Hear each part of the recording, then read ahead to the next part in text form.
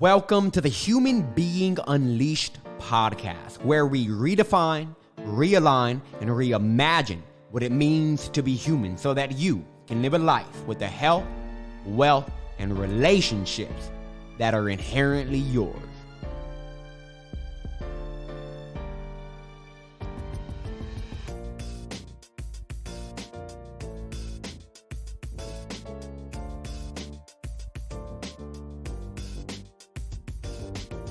What's going on, everybody? Happy Friday. I hope you're having yourself a great day. Welcome to another episode of this beautiful podcast.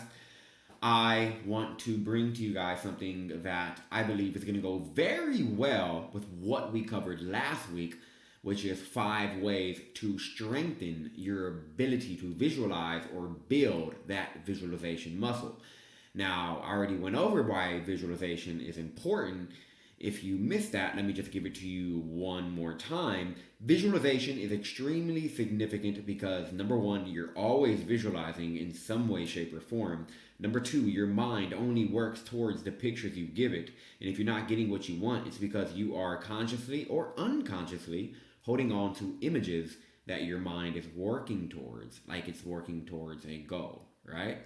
And lastly is the entire universe that you're living in is electromagnetic. This entire universe, what you see and do not see, as far as your eyes can go and even further than that, is just electromagnetic energy. And what's significant about that is you are an electromagnetic being, my friend. You are an electromagnetic being. Scientists have now fully confirmed that everything, again, one more time, everything that we can see and not see consists of an energy with 2 fields, an electrical and a magnetic. This electromagnetic energy is the basis of the physical world and really the unphysical, because it's the basis of the air, of the space in between everything, the space in your room that allows the furniture to be there. It is still there as well.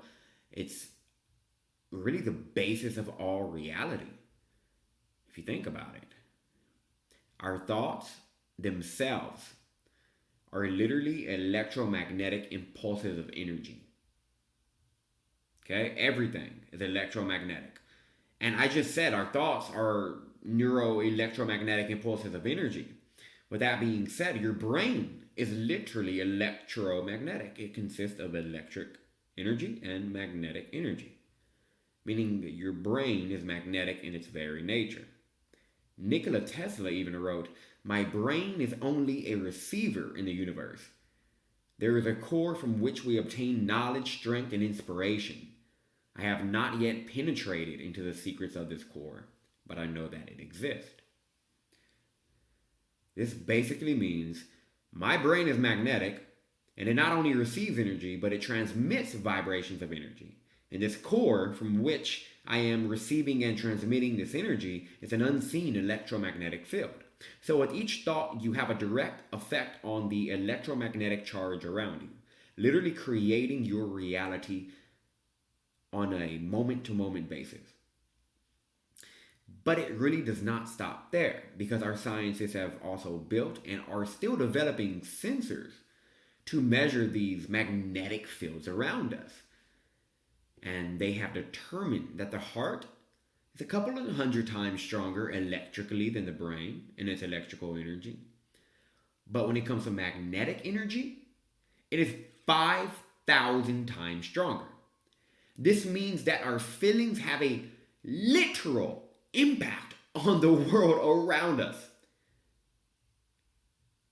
There is a very intimate connection between the world that we're experiencing today and the collective vibration of mankind. There is a direct correlation in between the pandemic and the wars and just all the havoc that is going on in today's world and the direct vibration of mankind as a whole in mass. In fact, in 2001, on 9/11, whenever the planes hit the towers, satellites in space picked up a shift in the electromagnetic charge of the world. That wasn't a coincidence. That was real, right? And I forgot when this was, but there was a group of individuals, a lot of individuals, talking like hundreds of thousands of people, who got together and meditated.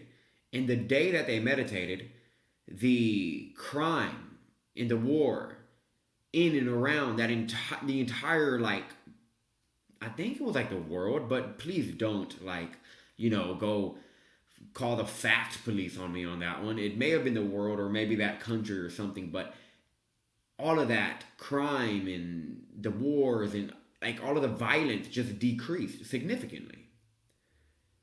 And you can go look that up. Just look up like World Peace Meditation Project, and you would definitely find something on that. And it is beautiful to see like what it did to the actual world, like our collective reality.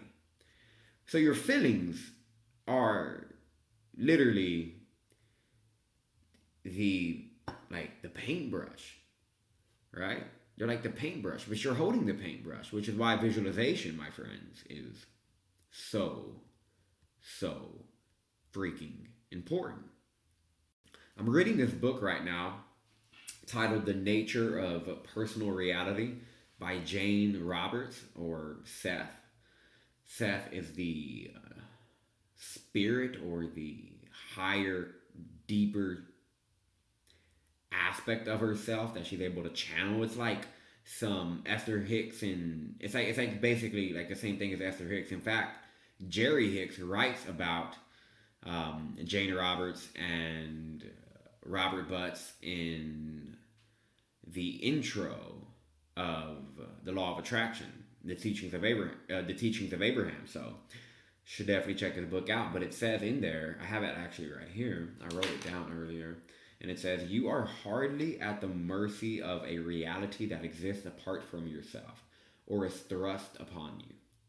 You are so intimately connected with the physical events composing your life experience, that you often cannot distinguish between the seemingly material occurrences and the thoughts, expectations, and desires that gave them birth. So in other words, the external world that we see is like the fog on a mirror from our breath. In other words, it's not you that attracts certain events. It's the world that mirrors your internal world. Visualize yourself speaking on a stage with confidence and feel the emotions you would feel if the event were actually happening. You would inevitably find yourself speaking confidently on a stage in the physical world.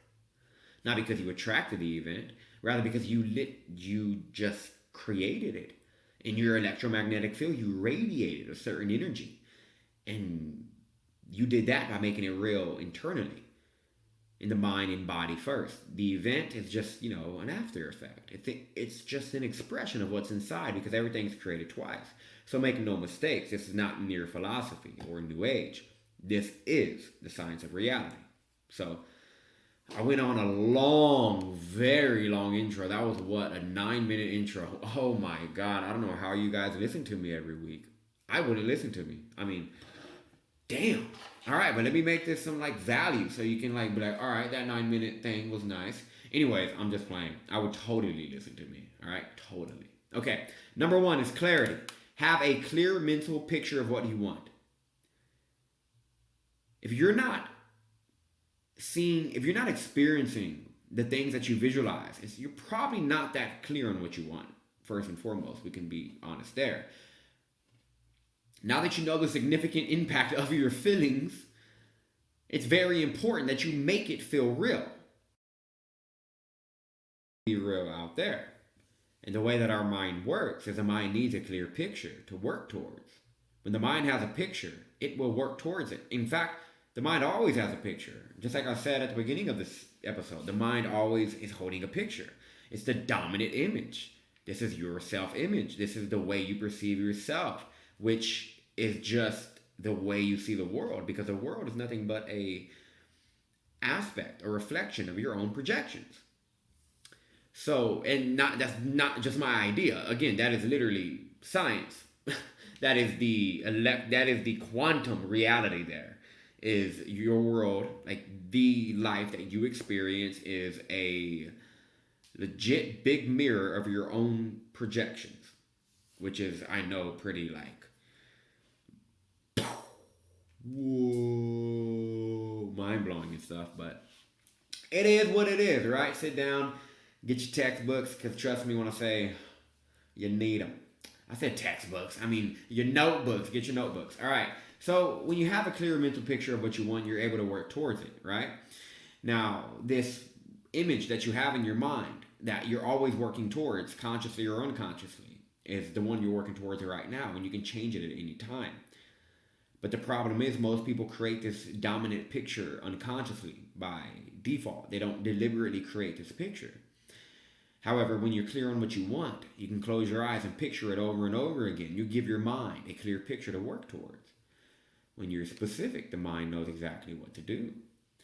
Well, even if you're not specific, the mind will still get you going in that direction, but specifics help. Don't get stuck on that though, but definitely take some time and get clear on what you want. Number 2, the second principle of successful visualization and actually getting the results you want is belief. Believe in the possibility of it actually happening. And what I mean by that is you need to believe in the possibility of it happening in the time frame you give it, especially if you give it a time frame, because I know a lot of people give goals time frames, especially weight loss goals or financial goals, business goals, and business related or typically time related. So it's very important that you believe that it's possible within that time frame. I'm not saying limit yourself and limit your thinking, but I am saying don't set goals that emotionally feel so incongruent and so unrealistic. Like if you're making $100,000 a year right now and you're like, I'm gonna make my first million in 7 days, like can't make it feel real emotionally. If you can't emotionalize it, you will not normalize that feeling. And if that feeling is not a part of your feeling tone, which is the dominant feeling you vibrate, the dominant vibration you're vibrating at on a daily basis, then you're not going to be able to get it. So have a level of belief, and have a level of belief that it's real right now. Like believe that it exists right now. And it does, because if I close my eyes, let's say I want a $10 million house, right? I'm going to be super materialistic with this one. But, which, by the way, there's nothing wrong with being materialistic. I am going to have a huge house that makes people mad when they walk by it, because they're going to be like, Adrian, what's the point of having a house that freaking big, right? But anyways, let's say I was visualizing that house, right? If I can close my eyes and see it, it exists right now. If I can see it, if I can imagine myself touching the door and physically get a sensation on my hand, it must exist somewhere. If I can see it, I can see it in time, because I'm a human being that exists in this psychological construct called time. Right? So I would see it in my human experience in time. And I would see that in space. I would see it in time and space, the idea right here, right now. If there is a phone on a table and you remove the phone from the table, but you still picture the phone on the table, there is still a vibration of that phone on that table. I know that sounds really like, probably lost some of y'all on that one, but trust me, if you can close your eyes and see it, it exists in this moment right here, right now. Okay? Get it? Got it? Cool. Now, next is real experience. The nervous system is the accelerator. I already talked about the significance of emotionally feeling the reality of what you want, right? And to really create this stickiness and normalize the event, you got to stimulate your nervous system and normalize it in your nervous system. Your somatic body has to have the room for what you're asking for. In other words, you got to be emotionally ready for what you're asking for. Straight up. It's very important that your nervous system normalizes the event. Okay? It's able to create brand new neural pathways this way, brand new ways of perceiving the world, brand new behaviors, brand new ways of being, which is directly going to create brand new results. Right? And the best way to get your nervous system involved is to get your senses, all of your senses involved when you're in a visualization. If you are driving down the highway in a Lamborghini in your visualization, right? We're being super materialistic on this one, but if you're driving down the highway in a Lamborghini and you can feel the wind on your face, like, can you actually feel it? Feel the wind, hear the wind, smell the smells of the air, feel the physical sensations of that steering wheel, feel your back and your butt sitting on the chair. Like, can you really, the chair, the seat, but can you really get your senses involved? If you're walking on a stage in your visualization, can you feel the ground beneath your feet, the pressure there as you walk? When you get your sensations involved like this, it really creates stickiness in it. It creates real stickiness. And again, the number one way to get the nervous system stimulated is to pay attention to the details of the picture. If you pay attention to the details of the picture, your mind is literally convinced that it's a real life experience, and it will start to reorganize its resources to create that. So keep that in mind. Next is remain at ease. Less effort, less will, more results. Okay? This is important, because our brains and bodies are like machines that run on these automatic impulses from all this data that's been received over time by your sensory organs. And, think about it. When you walk from one end of the room to another, you don't have to consciously engage every single muscle as you walk, right? You just give your mind a clear picture and instruction, and that is get to the other side of the room. And voila. Right? Without trying, your body automatically makes all the necessary movements in the muscles and nerves and activates all of the right neurons to accomplish this goal of getting to the other side of the room. Just like a machine. Once a goal has been programmed into it, it will automatically respond to accomplish the goal given to it. Just say, I know you can tell there is a dramatic difference in my voice now. I just noticed that my microphone was not plugged in. So, sorry for the quality in the beginning, but let's go ahead and let's dive back in. I literally stopped it the moment I saw the fact that I was not even being picked up on the mic. So, don't worry, I remember exactly where I was because I listened to it. So, I'm talking about when you give a clear picture to your mind, it will automatically respond to it, all right? Think about it. A computer keyboard is programmed to respond automatically when you press it, right? Instantly, effortlessly. It creates every single pixel in the letter that you're pressing on the screen. It just, boop. You don't have to do anything but give the computer a clear goal and instruction, all right? And our brains are the same. When we give it a clear goal or a clear picture, it takes that as an instruction and will work on its own to find the most practical means to accomplish it and carry out each task necessary. So keep that in mind. And just keep in mind, too, have a lot of fun with your visualizations, okay? With that being said, you don't want to be rigid. Have fun with it, right? Be in a relaxed state.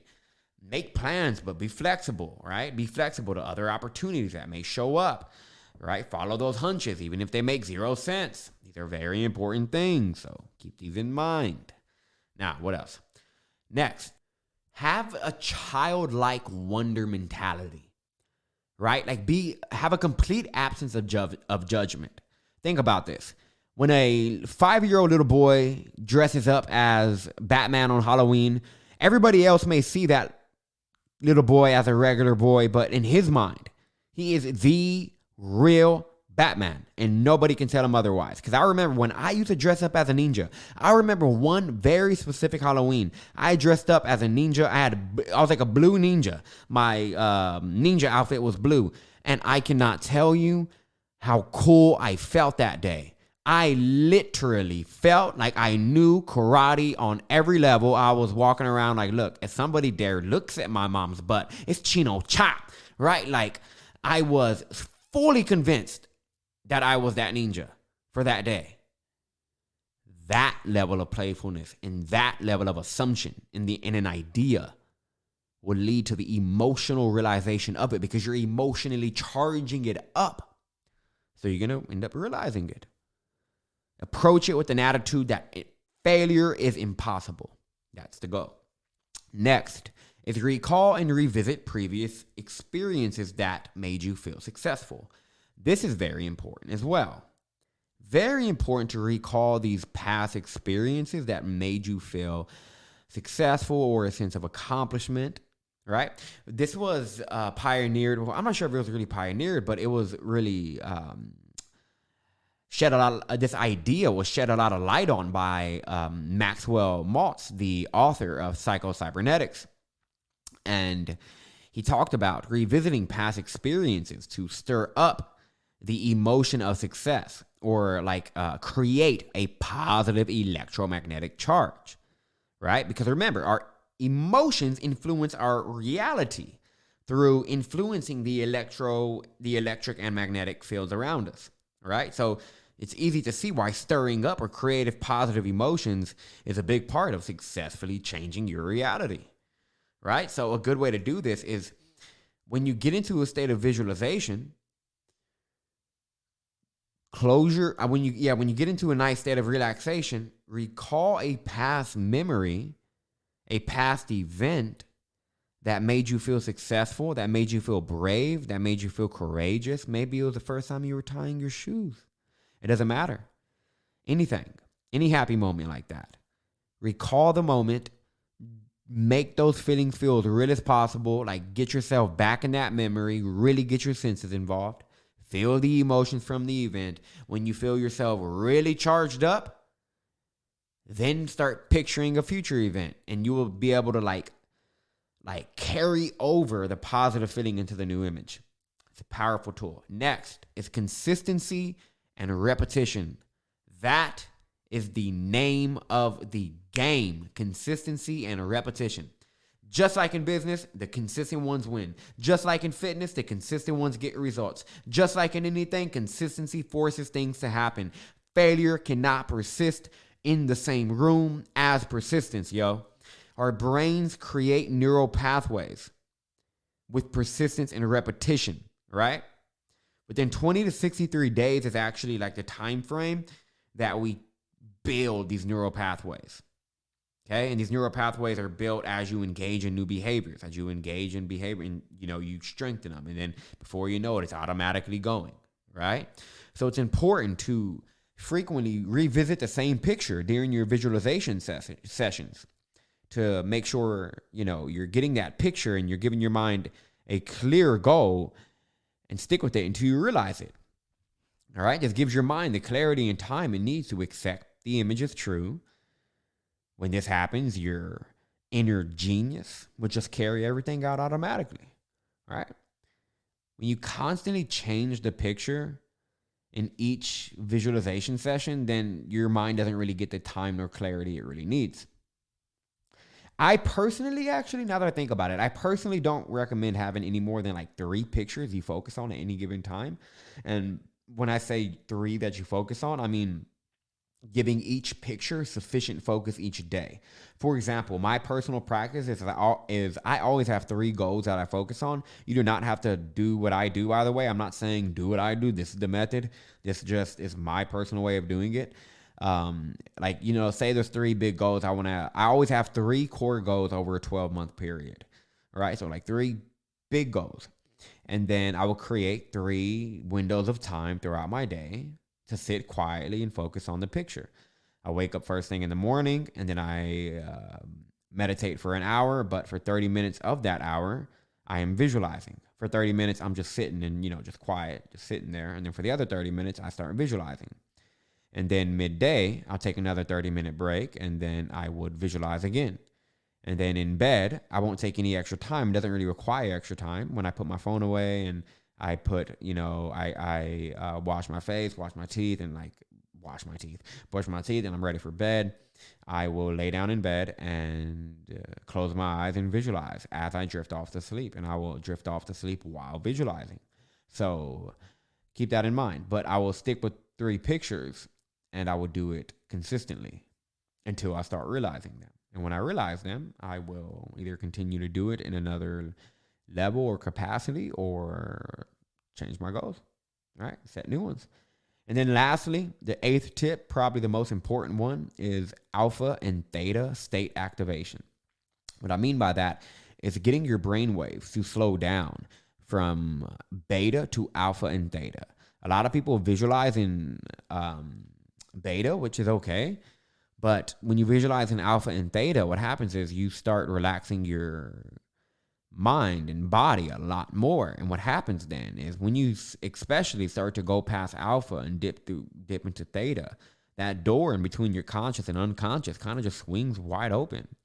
And in order to make any permanent change, you have to change the unconscious, right? That's not to say you're at mercy of the unconscious, because you're definitely not. Conscious decision, right? You're, like Seth says in Seth Speaks, is your point of power is now, right? You have power now, but power now and power with your conscious mind. I mean, like, there's a lot of power in your conscious mind, so don't believe the unconscious is like, oh my God, it's just, I can't do anything about it. You definitely can, all right? But you have to change the wiring in your unconscious mind to change your experience straight up. So with that being said, you want to dip into those states of alpha and theta. And remember, number one, this is just a big resource, and not that all of us have but don't really use, is the ability to slow our brain waves down. But remember, feelings are important to creating what you want. So I don't know if any of you guys have seen that chart of consciousness or something like that, and it just has like different vibrations for different feelings, and the highest feelings were like, like it was like bliss, enlightenment, love, peace, joy, all of those, and then the lowest were like shame, guilt, fear, right? And if you look at it, the higher you vibrate, the better things are in your life. All right. The more higher you vibrate, the louder you feel, the better things are in your life. Now, when you're in alpha and theta brainwaves, you can't feel guilty, shameful, doubtful, or angry in alpha or theta brainwaves. You can't bring those emotions with you into these states. In fact, when you stir them up, you dip out of the state. So with that being said, dip into those powerful brainwaves, right? And I actually taught you how to do that in my last podcast, where I didn't teach you how to do it in the podcast. In the show notes, I dropped a link that took you to my guided visualization process that I use. And I actually, at the beginning of the visualization, you dip into alpha and theta brainwaves. So if you want that, I'll throw it in these show notes too. Just go to www.rewiremythoughts.com/visualize, and I'll get that over to you. And I'll put that in the show notes, and just check your email afterwards, all right? But those are my 8 principles of successful visualization. I hope this helped you. If it did, go ahead and share this episode with a friend, with a family member, with somebody that you care about and you value and you know this is going to benefit them. Hit me with that review. If you have not hit me with a review, go ahead and hit me with a review and leave me a rating, whichever one you think I rightfully deserve. Sorry, guys. It's 7:45. I am tired, and I need to go have some dinner. So with all that being said, guys, I will see you beautiful people next week.